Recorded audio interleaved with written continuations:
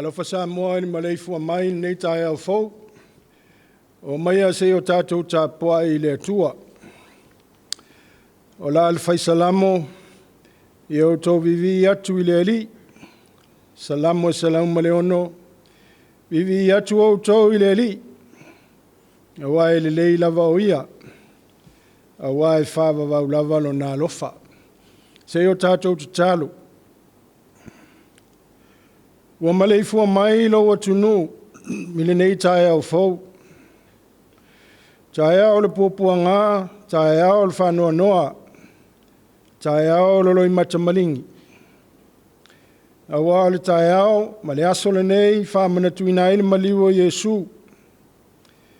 Ewa mato mua iafe atu, I le Tapuaiga o le Taeao. Fio mai le mana o le wanganga, I lunga o I mato nei. O mātou avatu le Tapuaiga I le awa ma le mingao e tatawai. Ina ia whātele se vi inga o la wafio, I vi inga mātou te tui natu. E ala lawa ia Yesu, le li whaola la mātou te talo. Amen. O le whaitawina o le tuspaia, tusi filfilia o le nei aso, tusa malfasinonga o le whaitawaso. Evangelia Mareko lana mtau pasfun malilima. Whaitawina mai le whaiupo e lua sumaltasi. Whangata mai le whaiupo e tōtsu maleiva. Whafunga ia o te whaitawina. Nisi o whionga pa ia o le tātou wali. Wa aluane le tasi tangata Simona Kurene. Wa sau mai le vau. Na lato whatau anau lea ia te ia. Ina ia ave e ia lona sa tauro. Wala tau ave foi a te ia I Kolokota. Wala tau whasa tauro ina o ia.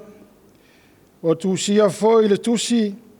I le mea na moli ai o ia. O le tupu o tangata I utaia. O ila tau foi na o iane. Wala tau fai a te ia. We oe nā le peti le malu. Ma te whaia I aso e tolu. I nā whaola ia oe, ia te oe. Malu ifo I le sa tauro. Whapea fo I le awos taulanga sili. O whatau emu I la tau whatasi. A toa ma le autusi upu. Wo I le tūtonu le la. O na pongi sao mai leo le nu. Wo o lava I le tūla e tolu. O le tula e tolu foi wa langa Yesu. O le o tele o whape atu. Eloi, Eloi, lama sapatani. O lona winga pe a whamatalaina. Lo o tuwae, lo o tuwae. Se ale mea wa e tu la fwai mai eia. Wa langa Yesu wa leo tele. Na toa i leo le na manawa. Na sailu aina leo le ie pupuni. Ie pui pui o le malu malu. Wa mata i foi lunga. Wa o lava i lalo. O le tai al toa se lau. O le na tuwatu i o na luma. Wa iloa e ia. Wa whapea o na tola na manawa. Na whapea tu le o ia. E moni. O se alo. O le atua. Le nei tangata. Tau nei a whamanuia mai le atua. I le tātou whaitau. Whalongolongo. I nisi o nā whionga pa ia. So mau ia te ielo na viinga. Nei maso umai o le whāwawau. Amen. La unga le suafa mamalu o le atua le tamā le alo ma le nganga sā. Amen. Whiwhili e le whai upo e tolu sfun ma le tolu. Whai mamatua. Tusi sa tātou whaitawina i le mareko. I lona mata upo e sfun ma lima. Wo le tūtonu le la, o ne pongi sa mai leo le nu. Manatu au tu o le nei aso, pe o ne fasino le tusi whaitau aso, o le maliu o Yesu. O le maliu o Yesu. Le aso le nei no maliu o Yesu. O le po na tūla ia Yesu i luma, o le whamisinonga i utaia. Tūla ia i luma, o staulanga sili, o ana makaiafa. O le waweao na le lana tūla ia i luma, o Pilato. Whamisinonga Roma. O na whaia i le, Pilato le iunga ia tu i nātu o ia i fita. Ina ia whasa tauro ina o ia. E ta ana le tula e tolu le aso le nei. Wa tau lo tātou ali i le sa tau. Ma whape nao na maliwa ioia. I le sa tauro matanga, le sa tauro matau tia. Le mea na whawhau e tangata perasia i aso wa tuanai. Whamai la tau. E manu i le ele. E paia ma mamalu. A o na fasiotia se pangota. E le fasiotia i lunga o le whonga i lele. Nei pisia lele. A fuai o na fatula i le saitauru. Ina ia meme i lunga o le ea vae o le pangota. Pe a o na fasatauru ina. O le whainga lea. Sa whaia i e perusia na amataina. Whāwau e Roma. O le ngata ua whamane vai o le pangota. A ua whaia e Roma o se whasalanga sili o na oanga. Whai mai o le toinga maliu e o mai le maliu o matua i e lai. I le pangatia ma le whaingata o le ala o le sātauru. Sātauru lea na whasātauru i nā i lo tātou wali o Yesu le aso le nei. Whasa tauro ina o ia o se tangata sala. I le vaai a le lalolang. E lima mea tā ua e fia wha mamafa le mon maule a maleko. O tātou whaitawina i le nei aso. Masani le tangata i le wha apolo kalameina o lona o langa. Le tangata i le taimai ana whea au e whai. E ala i le ono, tā le walu inu le ti, tā le se fulu e le whamai, tā le tolu piki whanau aonga, tā le whetu, pese lotu le fiafi. Polo ka lame le awa, masani ai le tangata soifua. Mori maule a maleko, whamai le whai upo e luas fumantasi, tā ua ai le tangata ingoia Simona Kurene, Na iai foi na polo kalame whapena. Whamai mareko, i le whai upo lua sumaritasi, wa sau si mona ki kurene, wa sau mai le vau. Wa sau mai le vau. O ana mea sa whai le vau. A tono se tangata tutuli. A tono se tangata whai whatoanga, le whamai mareko, wa sau oia mai le vau. Peitai e le isi mau, o le tala whasolpito, o le tangata lea. Lea whato atau nuu maila na malanga i Jerusalema. Malanga mamao mai kurene, e fia a wai oi e le Pasaka. Lea na alai ona sau.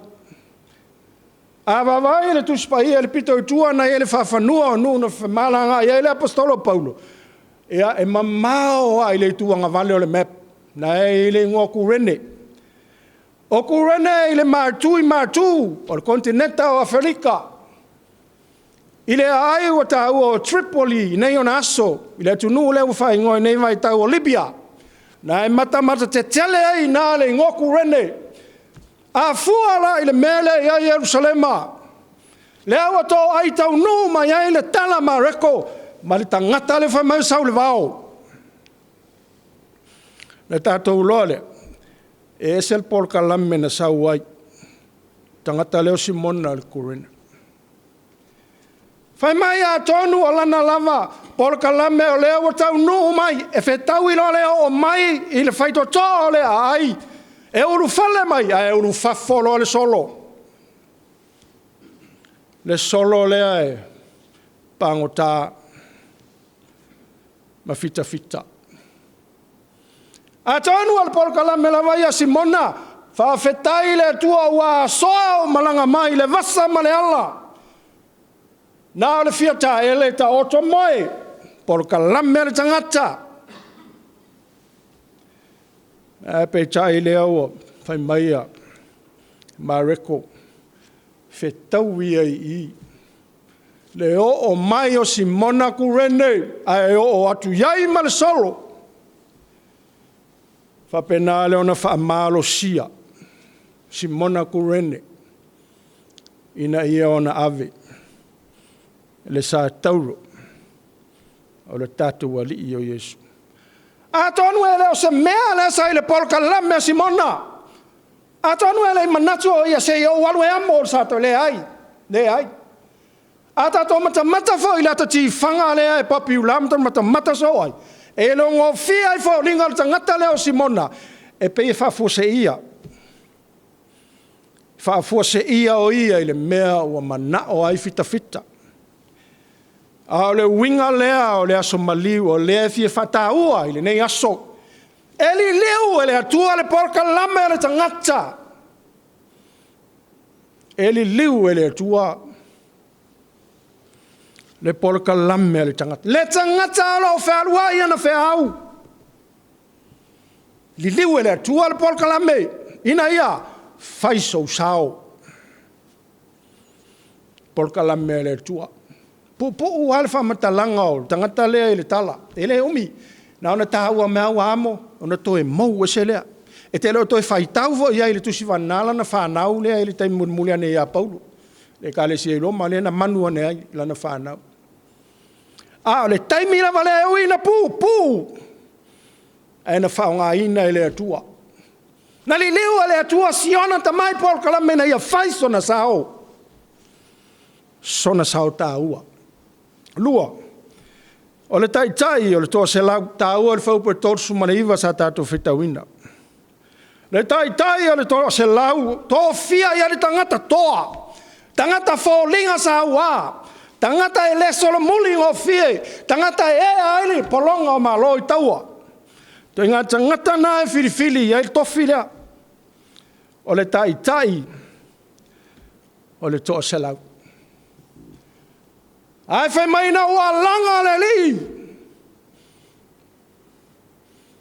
Ma sae le i o le marumat.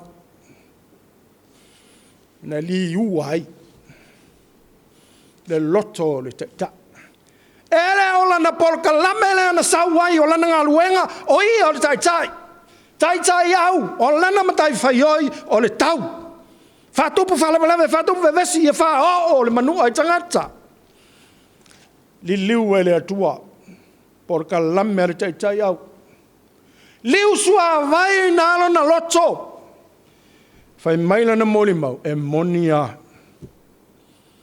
monia se alo o le atua le nei tangata liu ele atua al polka lamele tangata liu ele atua mai se mea tato vai le la tu tonu le la fai upa tolu le fa matala e maleko mai wo le tu tonu le la o le tu la na ono le e tu so le vai ta suma le lua I tu la na ono a le tu la na iva tu so le tu la sfurua e tau le tu la e tot le mea utato loa I le polka lame o le la o le taimi le o lo tu matini le ola le la pupula le la ala mele tupu fa pongi sa ina liu ele tua polka lame la aisa au ai uia le fevesi ai le ai eu ia le mafatia lo na alo ai liu ele atua le mele mfai stangata fa pongi sa ina o le la winga o lo iai pele a o le atua e oi na fi ta ma fainga ta le folaunga e iai pele a o le atua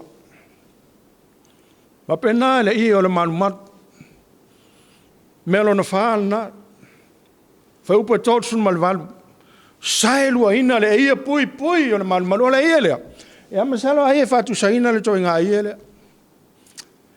o le ia le e fau ile ie anangata o mea le lei a Jerusalema mai sala elu e fai ai mea ai vele manumat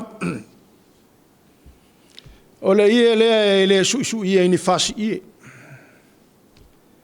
se ie anangata a wane umatua saelu aina ele fa mai ma reko wa ma saele ele fa mai ma reko wa saelu aina le ie mai lunga o la lo le fa longa le malosi le tua fa lo le tangata tai mi o le vevesi ma fetu leni mai o me le lo na alo o fa pena ona ia o ia puapuanga le o fa tepa le la lolang so saele tua le i le ana na i so saele tua ia awa nei to ia ni tua oi le ia na vai le me pa ia ma le vai nga ia tanga tala u chele le manu man so saele tua aisa liu ele tua le polka lame le tangata le polka lame o le ia na tu ia le tangata va vai ai le si vai nga liu ele tua ina so sai ele mana mi ele tua ne mana mi ele tua le ia yo le ia le ai e va wi ai le faso tai o le isi tangata I le isi tangata man melo na lima ta wal fa upo tor sumal fa alanga Yesu ma le leo tele e loi lama sapatani lo watu wa se ale mea wa tu la fo ina ya fa mai si a tonu o lo alanga ya Elia fa mai wa alanga ona o taulenga fatia ele li ona popoanga a le fina ngalo Yesu fai mai watu la fo ina pese I watu la fo ina I lo tato wali fa ola le ana ngana o ia le fanua I Getsemane ia ve esele nei ipu mai ia tea Whailonga le tangata ua o le tulu inga o na puapua ngā. Ia na ia au ngani ai. Ale ale tali ale tamba. A tonu sa mana o le alo. E peilo na tūlanga ua ia e peilo le tau. Langa fau le apela amo mai sako. Le ana lia ia le lima o le tamai a wha. Umailo na tali e whai ele tau langa. Fitalai le tua aua. Awane yo olo lima le tama. Sau nia le tua le mamoe o si ele tau langa. A tonu na whape nā ma fau faunga whaiva vale o le alo le tua. Pele whape nā e ala o mata upu. Ia e ave esa le na ipu ia tau ale whai longa le nā wa mamafa. Polo ka lame ale nā le alo. E tato wa ai e le polo ka lame ale tama. Li liu ale tama le polo ka lame ale alo nā. Na ia tu pe alo na alo se ia o ili sa tauro. Se ia o ina maliu. Na ia ili si mea le whai mai. Na moe atu le fitfita na vele waina e mix fatas me vore le muro. Tam whaile a ve te e na Yesu. Aisea. Le anga le mea na e pese pein kila vo ile e. Whawai vai e tinga. Ala winga na lau tāua e lau whai evangelia. O le te e na Yesu al mena.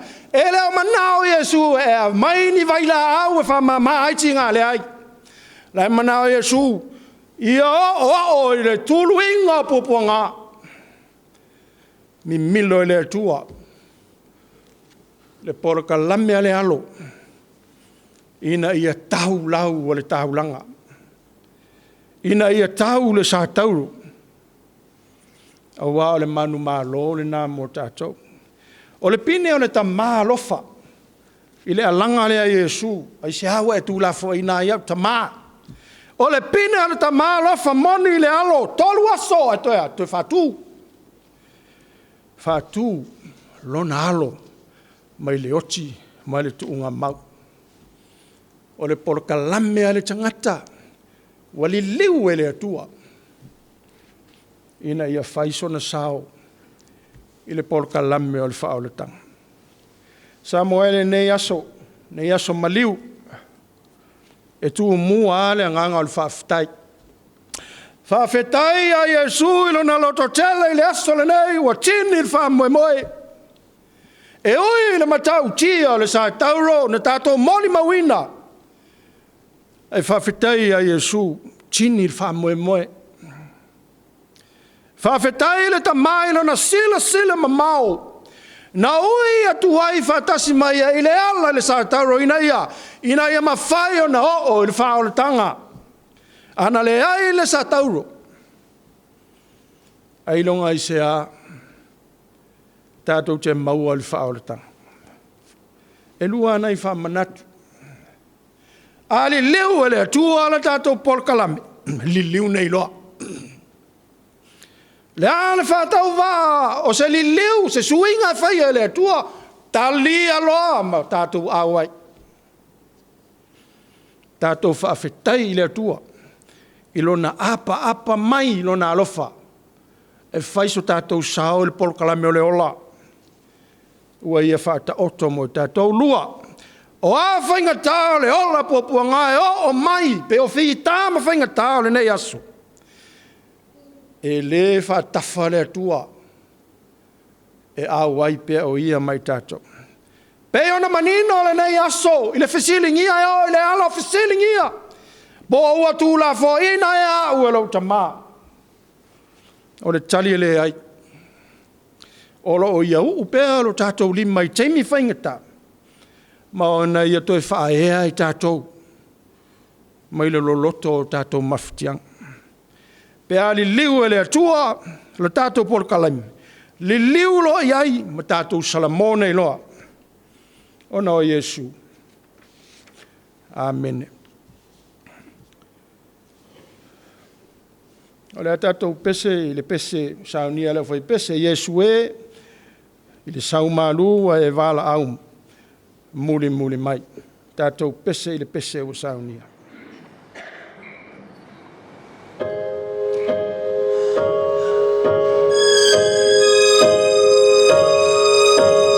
Yesu e, i le saumalua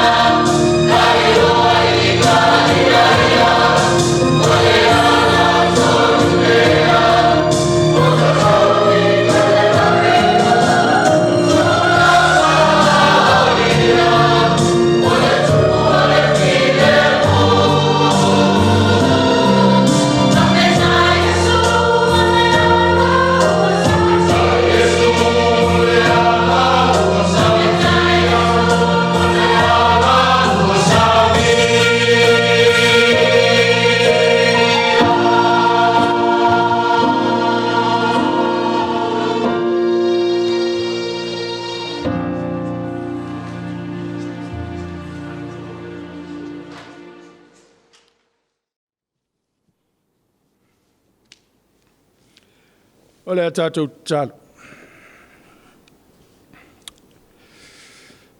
E le umale nganga o le whaafitai. I le nei aso se aso tāua. E le umale nganga o le oli ma le fia. Ona o le nei aso e ui na matautia. Malangona ai lo mātou mafutia. Ao tala atu o nā mafutianga. O lo ta oto ai le manuia mo i mātou. O mātou whawhetai lava le atua. Tele lava whaingatana o iai. Lou lava alo o Yesu. Whaamasino ina. Sa sawa ina. Whaatau emu iai tangata. O lātou sasa ia te ia. Se ia o lawa ina maliu o ia i le sātau. Awa mātou whaafitai lava le atua. Awa o lea taulanga ua saunia. Sau whanga i mātou le ola i whaavavau o uma o na fola mai. Pea mātou talia le Samoa ma le whaatuatua moni. Ia vi ia lava lau fio le nei aso ma le whaatino ina. Ma le taulanga ua mātou moni mawina i le aso le nei. Na ofo mai ai le soifua le pona o lou lava alo o Yesu mo i mātou. O mātou whaafitai le ola man malosi o mātou maua. Ala whaifoi whangunga le lei sa o mātou momoe ma malolo. A whetai lau whaasoa i lo mātou wola i le tino le mawhauwhau mai se la le nganga. A whetai au whionga paia le umalo na o ngā mātou te tatala ma whaitau a wālo e ngangana mai ai le mana o loa nganga e whaatonu wholau e musu ina ai o mātou te ngata. E a wale alai mātou te sāwa wali atusa ma lo fina ngalo. E whaftai sili ono ke wiso lo mātou alii i ma lo mātou whaaola e tōtas. Taulanga na ia saunia i le nei aso. Tau na ia vi ia la o fio tūmau la o fio le vi inga man whaftai whamanu whaunitanga. Ule a o man malosi umalawa nei se o le whaavavau. Pangale le li ia o mātou se ma o mātou whaale tonu. O Samoa se atunu uang sala. A mata mai ona maunga te tele se ia o i maunga iti. O mātou sopo utu. I la mātou ngangana o la mātou tū do savali ma le tautala. O mātou sopo langi foi o mātou winga whaatino. A wa mātou te manat whaapito foi le tele o taimi. O mātou sopo tua oi le tele o taimi le lia o mātou lea mana ia nisi o mātou so tangata no le mātou ola wha maolunga ma le ola wha sausili. O mātou manatu o mātou ato atoa le li ia ma o mātou tautu wa ile le anga nisi o mātou so tangata. Ai alo mātou ola ile wha maoni o mātou whaiva matiu te tō whinga o wālau inai le ale maolunga o le ale maolalo. Le li ia nei asa o maliu Yesu. Mātou te talo avatu ia ma o mātou leanga o malava. Ia ea o aina i mātou i o mātou loa na Samoa. I o mātou loa na fulitua i le leanga. O le aso maliu, wa maliu, laula maalo o Yesu. E tā ua i mātou o na ola Samoa. E whamangalo o mātou se taitai o Samoa. Taitai o le atunu, taitai whale malo, taitai whae kalesia, taitai o nu malalo whanga, taitai o ainga.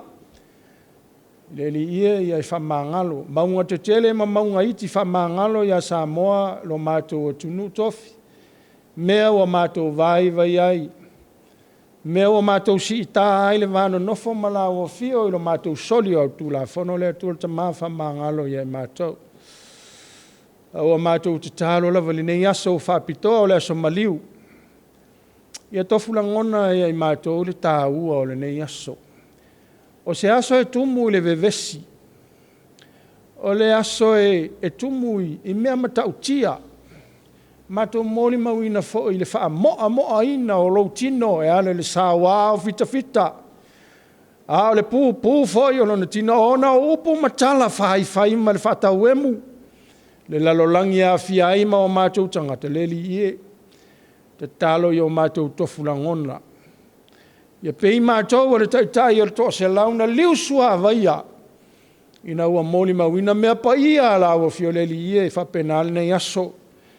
I o mātou langona le tāua, ma ia ngoto ifo i o mātou loto. Ia e whamanuia Samoa, lo mātou o tunu, ma i ona taitai, whale malo, whale e kālesia, o kampani ma whalwhai ngā luenga ESETA, nuu mālalo whangai o lawa i a inga taitas, mātua ma whanau ma i mātou uma. Tālo lawa i e whamanuia i mātou le tino, le mawhau, la le nganga.